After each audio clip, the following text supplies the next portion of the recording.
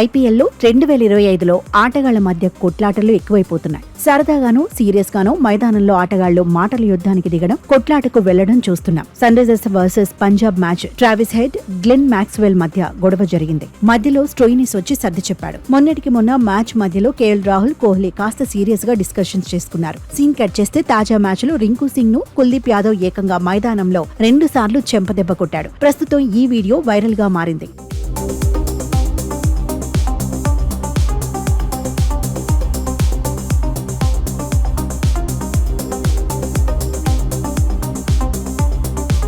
అప్పట్లో ముంబై ఇండియన్స్ మాజీ spinner Harbhajan Singh, Punjab Kings మాజీ ఫాస్ట్ బౌలర్ శ్రీశాంత్ ను చెంపపై కొట్టిన సంఘటన ఎంత పెద్ద చర్చనీయాంశమైంది. శ్రీశాంత్ కన్నీళ్లు పెట్టుకున్న దృశ్యాలు క్రికెట్ అభిమానులను కదిలించాయి. ఈ ఘటనపై అప్పట్లో బీసీసీఐ కూడా తీవ్రంగా స్పందించింది. హర్భజన్ పై 11 మ్యాచ్ల నిషేధం విధించింది. ఆ తర్వాత హర్భజన్ సింగ్ కూడా తన తప్పు ఒప్పుకొని శ్రీశాంత్ ను కొట్టి ఉండాల్సింది కాదని బాధపడ్డాడు. తాజాగా జరిగిన Kolkata night riders versus Delhi Capitals match లో కుల్దీప్ యాదవ్, రింకు సింగ్ విషయంలో ఇలాంటి ఘటనే చోటు చేసుకుంది.